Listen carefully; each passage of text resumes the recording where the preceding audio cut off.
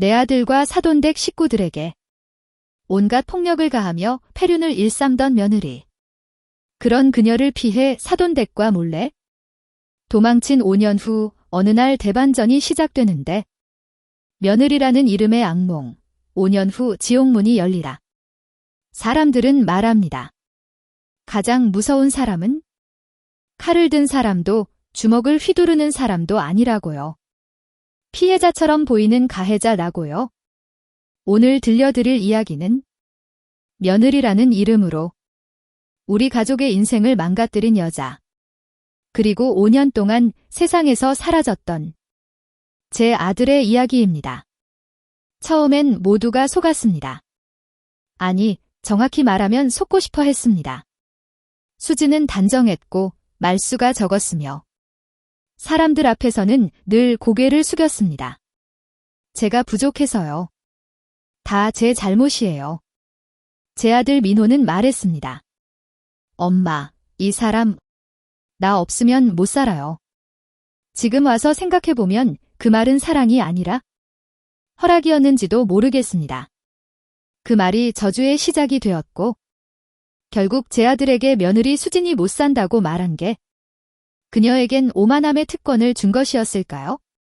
결혼 6개월이 지나자 수진의 얼굴은 바뀌었습니다. 정확히는 사람이 바뀌었습니다. 제 아들에게 날아든 첫 뺨은 아무도 모르게 지나갔습니다.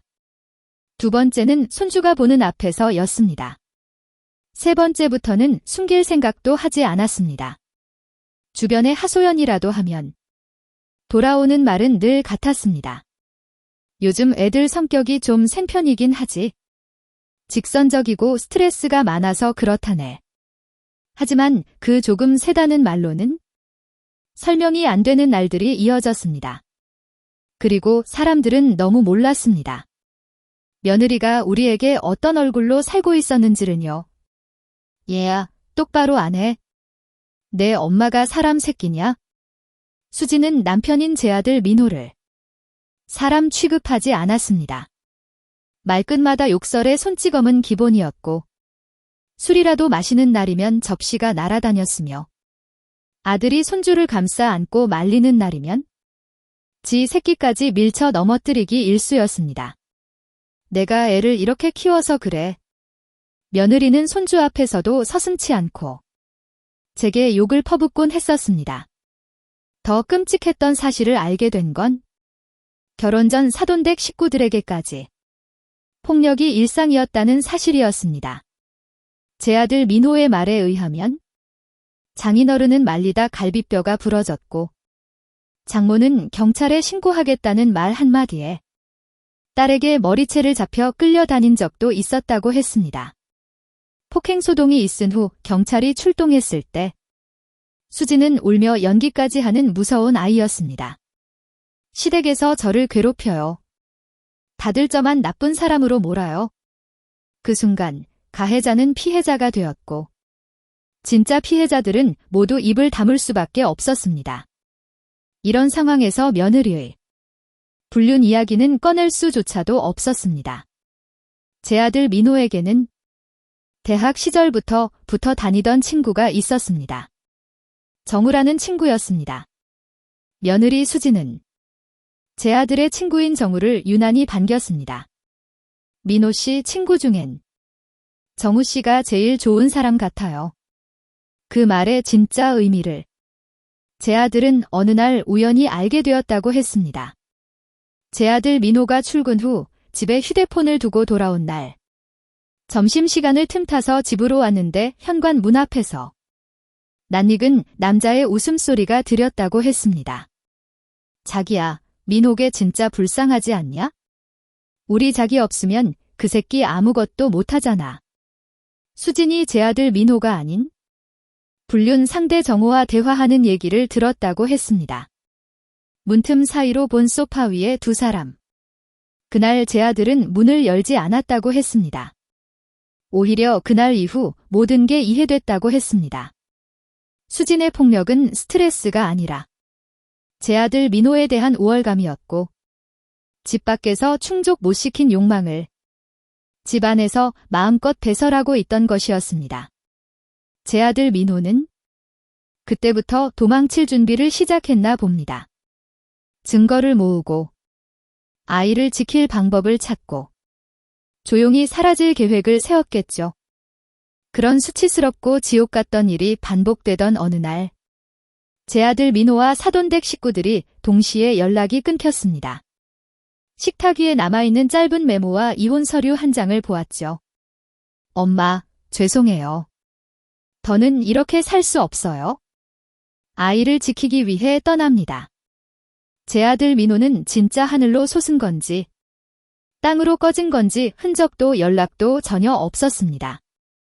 호적에서도 주변 사람들 기억 속에서도 지워져 갔습니다. 그 와중에 며느리 수지는 위자료와 양육권, 집, 그리고 불쌍한 싱글맘이라는 타이틀까지 내세우며 피해자 코스프레로 제게 남은 모든 것을 가져갔습니다. TV 방송에도 나왔습니다. 폭력적인 시댁 때문에 맨몸으로 도망쳐 나왔다 는 인터뷰를 하며 순식간에 세상 사람들의 동정을 한몸에 받았습니다. 그 방송을 보던 저는 TV를 껐습니다. 참을 수 없는 분노와 원망들이 마음속에서 타올랐으나 제 아들 민호가 아직 살아있을 거라는 희망만 믿고 버티는 수밖에 없었습니다. 그리고 세월은 덧없이 흘러 어느덧 5년째 멍한 눈으로 창밖을 보던 제게 한 통의 전화가 걸려왔습니다. 어머니, 저 민호예요. 낯선 번호, 떨리는 목소리. 전화 한 통으로 저는 하염없이 주체할 수 없는 눈물이 흘렀습니다. 제 아들 민호는 사돈댁과 함께 지방의 어느 작은 도시에서 숨어 살고 있었다고 했습니다. 이름도 바꾸고 직업도 바꾸고 조용히 손주도 키우면서요. 그리고 며느리 수진의 진짜 민낯을 담은 증거를 차곡차곡 모으고 있었다고 했습니다. 폭행 영상, 협박 녹취, 거짓 진술 정황의 불륜까지 모두 다요. 심지어 사돈댁 재산을 빼돌리기 위해 불륜남 정우와 서류를 위조한 기록까지도요. 엄마, 이제 때가 됐어요. 조금만 더 버텨주세요. 제 아들 민호의 대반전이 시작되기만을 손꼽아 기다렸습니다. 뻔뻔한 수진이 다시 방송에 나간 날, 동시에 인터넷에 한 영상이 올라왔습니다. 불쌍한 피해자가 아닌 술에 취해 아이 앞에서 폭력을 휘두르는 며느리의 진짜 얼굴. 며느리가 바깥 사돈에게 소리를 지르며 물건을 던지는 장면과 안사돈을 협박하며 돈을 요구하는 음성. 여론은 순식간에 뒤집혔고 난리가 났습니다. 경찰 수사의 재수사가 시작됐고 과거 무혐의 처리됐던 사건들이 다시 파헤쳐졌습니다. 그리고 결정타. 수진이 아들 친구인 정우와 불륜을 저지르며 공모해서 사돈댁 명의의 재산을 빼돌린 사실이 만천하에 드러났습니다. 무너지는 가면 속의 민낯이 드러나며 수진이의 양심이 벌거벗었습니다. 법정에서 수진은 처음으로 무너지며 아무 말도 하지 못했습니다. 울음도 연기도 이젠 통하지 않았습니다. 판사는 말했습니다. 피해자 행세로 타인의 인생을 파괴한 대가를 치르라. 실형이 선고된 것입니다. 그리고 내 아들 민호는 마지막으로 며느리에게 한 가지 벌을 더 주었습니다. 며느리 수진이 가장 두려워하던 것. 그것은 아무도 그녀의 이야기를 듣지도 믿지도 않는다는 것.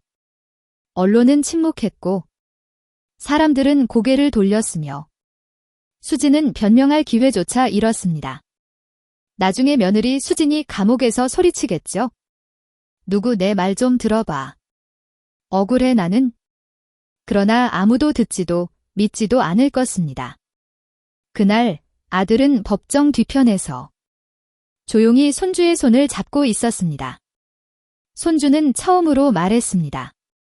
아빠, 이제 무서운 사람 없어진 거야? 제 아들 민호는 말없이 고개를 끄덕였습니다.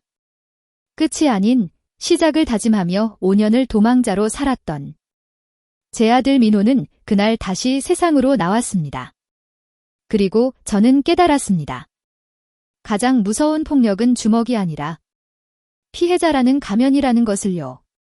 그리고 사람을 가장 빨리 죽이는 방법은 그 사람의 말할 자격을 빼앗는 것이라는 것을요. 그렇게 길었던 우리의 지옥은 끝났습니다. 진짜 심판은 늦게라도 반드시 찾아온다는 것을 저는 세상 사람들에게 말하고 싶었습니다. 오늘의 제 이야기 어떠셨나요? 여러분들의 가정은 안녕하신가요? 감사합니다. 구독과 좋아요는 사랑입니다.